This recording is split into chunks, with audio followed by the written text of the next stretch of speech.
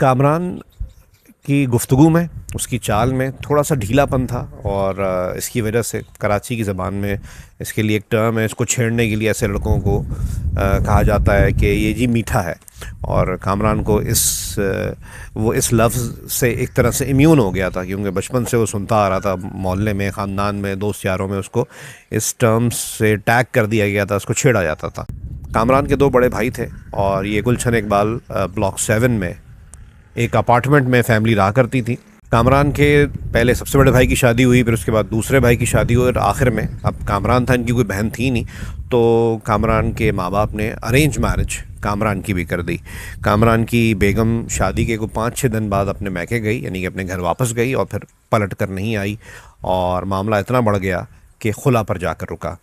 इसके फ़ौरी बाद कामरान, जो वैसे ही टैग हुआ था अपनी मामूली सी निस्वानी आवाज़, अंदाज की वजह से, उसके लिए और जीना मुश्किल हो गया। उसके दोस्तों ने ही, और अज़ीज़ जो उसके मोहल्ले में थे, जो बड़े मोतबर माने जाते थे और बड़े, क्या कहें, हमारे हिसाब से बहुत शरीफ माने जाते थे, वो उसको एक ख़ास आवाज़ निकाल कर या मुख्तलिफ़ फ़िक्रे कस के तंग करने लगे, जिसकी वजह से उसने ख़ुद को 1-1.5 महीना घर में क़ैद कर लिया। माँ बाप ही ऐसी सिचुएशन में परेशान होते हैं, कोई भाई भी परेशान नहीं होता। खैर, माँ बाप परेशान हुए, उसको समझाया, थोड़ी काउंसलिंग की, तो उसने दोबारा निकलना शुरू किया। कुछ अर्से बाद कामरान की दूसरी शादी करवा दी इसके माँ बाप ने। ये भी एक अरेंज मैरिज थी, और शादी के कोई 2-3 दिन बाद कामरान की बेगम अपने घर गई, और उसने वापस आने से इनकार कर दिया। चंद हफ्तों तक ये कहानी चलती रही। काफ़ी रिश्तेदार बीच में आए और मसालियत कराने की कोशिश की, लेकिन किसी को कोई मसला आइडेंटिफाई नहीं कर पा रहा था, और ये शादी भी तलाक पर ख़त्म हो गई। अब कामरान के लिए जीना और मुश्किल हो गया, और आप यकीन कीजिए, न सिर्फ कामरान के लिए बल्कि उसके माँ बाप के लिए भी यूँ जीना यूँ मुश्किल हो गया कि जिनसे बरसों का ताल्लुक़ था, मोहल्लेदारियाँ थी, चलो रिश्तेदारों को तो इंसान अवॉइड कर सकता है, बरसों के ताल्लुक़ वाले सो कॉल्ड शरीफ मोहल्लेदार, बड़े मोतबर जो मोहल्लेदार थे, उन्होंने भी सवालात और तंज़िया अंदाज में सवालात, फिर कामरान के लिए मज़ीद उसको तंग करना, मोहल्ले में दोस्तों का, बाकी लोगों का आवाज़ें कसना, ये इतना ज़्यादा हो गया कि उनको अपना अपार्टमेंट बेचना पड़ा, और बेच कर कराची के एक दूसरे इलाके में, एयरपोर्ट के पास एक इलाका है, वहाँ पर शिफ्ट होना पड़ा। आज से कोई 2011-12 की बात है। CNN पे ख़बर चली थी, अमेरिका की एक रियासत में एक लड़के ने अपनी स्कूल में घुस के 19 लड़कों को फायरिंग करके हलाक कर दिया। मामला कुछ यूँ था कि उसकी ज़ाहिरी शख्सियत पर उसको वो स्कूल के दोस्त जो थे बुली किया करते थे, और वो इतना तंग आया कि वो घर गया, अपने बाप का वेपन उठाया और आके स्कूल में घुस के फायरिंग कर दी। इसके बाद से, बल्कि उसके बहुत पहले से ही, 2002-3 से ही बुलिंग को बहुत एक सीरियस सब्जेक्ट लिया जाता है वेस्ट में, और इसके लिए सख्त क़वानीन मुरतब किए गए। मैं ये सोचता हूँ कि अगर कामरान ऐसे ही कोई हरकत उन लोगों के ख़िलाफ़ करता है जो उसको मोहल्ले में या ख़ानदान में उसकी ज़ाती ज़िंदगी के एक हादसे के बाद छेड़ा करते थे, तो उसका ज़िम्मेदार कौन होता? अगर कामरान ख़ुदकुशी कर लेता तो उसका ज़िम्मेदार कौन होता? डेफ़िनेटली जो लोग ये मॉडल अपना कर उसको तंग कर रहे थे, वही इसके ज़िम्मेदार होते। मेरा एक दोस्त है, सोशल मीडिया से ही दोस्त बना है, कनाडा में रहता है। उससे मेरी बात होती है तो काफ़ी मुश्किल ज़िंदगी गुजार रहा है, ज़ाती तौर पे भी और मुआशी तौर पे भी। तो मैंने कहा, यार तुम अच्छी आसूदा ज़िंदगी गुजार रहे थे पाकिस्तान में, आ जाओ वापस, मशवरा मैं उसको देता हूँ।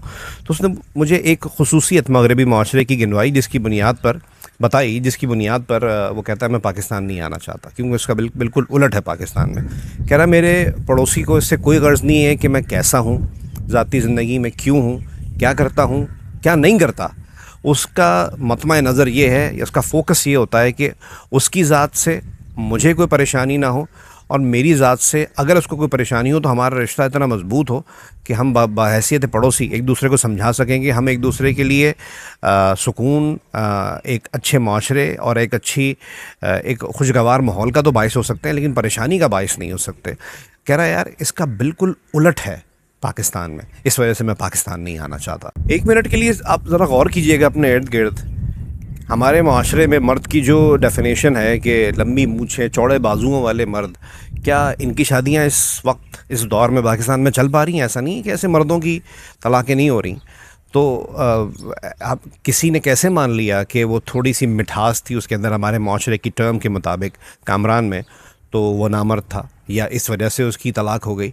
चलें मान भी लें इस वजह से थी कि हमारे माशरे के हिसाब से थोड़ी निस्वानियत किसी की शख्सियत, किसी लड़के की शख्सियत में है तो वो इज़ इक्वल्स टू नामर्द होता है। चले मान लिया जी आपकी डेफिनेशन, इसकी वजह से उसकी तलाक हुई, तो भी क्या किसी की ज़ाती ज़िंदगी का कोई हादसा या कोई कमी को उछाल कर पब्लिकली कहे लगाना और उसको एक्सप्लॉइट करना, ये हमारे अखलाकियात, हमारी कोई भी मयारात हमें ये सिखाते हैं। आप सोच रहे होंगे मैं उन 2 लड़कियों की बात नहीं कर रहा जिनकी शादी हुई कामरान से।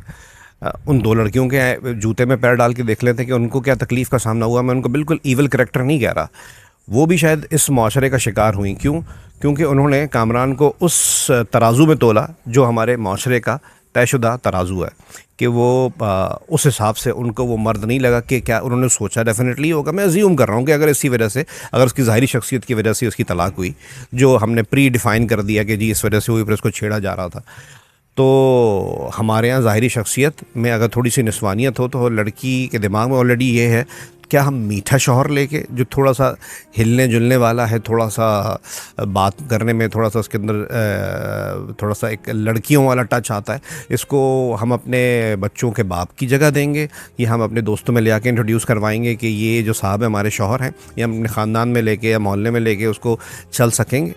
तो ये तो माशरे ने डेफिनेशन दी ना, ये तो कहीं और से नहीं आई।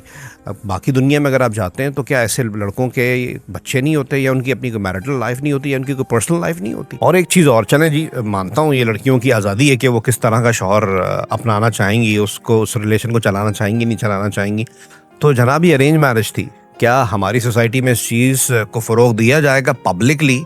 आज भी हम कहते हैं कि अगर मैंने पर्सनली ये चीज़ें देखी हैं, अगर किसी लड़की का निकाह हो गया और 6 महीने बाद रुखसती और उसके साथ बाहर जा रही है, खा रही है, पी रही है, तो उसके किरदार पर उसके अपने घर वाले बात करते हैं। बल्कि उसके माँ बाप भी नहीं मिलने देंगे कि बेटा तुम्हारी फप्पो क्या कहेंगी, तुम्हारी खाला क्या कहेंगी, तुम्हारे मामू क्या कहेंगे। तो अगर अरेंज मैरिज थी, उससे पहले उस स्ट्रक्चर, अरेंज मैरिज के स्ट्रक्चर में आप डाल देंगे भाई लड़की और लड़का एक दूसरे को समझ लें, मिले जुलें, बातें करें, घूमें फिरें, सिनेमा जाएं, एक दूसरे के साथ टाइम स्पेंड करें। तो अगर ऐसी कोई चीज़ निकलती है तो वो शादी से ना कर सकते हैं। आपने जब लड़की को एक अपने ही माशरे में, ये भी आपके माशरे के बनाए हुए अक़दार है ना कि लड़का लड़की नहीं मिल सकते शादी से पहले, तो उनकी मर्जी फिर शामिल ही नहीं होती, और जब मर्जी शामिल नहीं होती तो फिर एकदम ब्लास्ट होता है शादीशुदा ज़िंदगी में कि भाई हमें तो ऐसा नहीं, ऐसा चाहिए था। एक बात बहुत तकलीफ़ दे है मगर एक वाज़ेह हकीकत है हमारे माशरे की, कि कामरान जैसे लड़कों को हमारे माशरे में अपनी बात, एहसास और जज्बात सामने रखने का कभी मौका मिल ही नहीं सकता। और ये भी बहुत वाज़ेह है कि अगर सोसाइटी किसी की गैर रिवायती या मुख्तलिफ शख्सियत की वजह से उसे रिजेक्ट करती है, तो ज़रूरी नहीं है कि सोसाइटी सही है और वो शख्सियत गलत है, या वो शख्स गलत है। हो सकता है सोसाइटी गलत हो, ऐसा होता है, और हो सकता है चेंज सोसाइटी की शक्ल में, उसके मॉडल में लाने की ज़रूरत हो।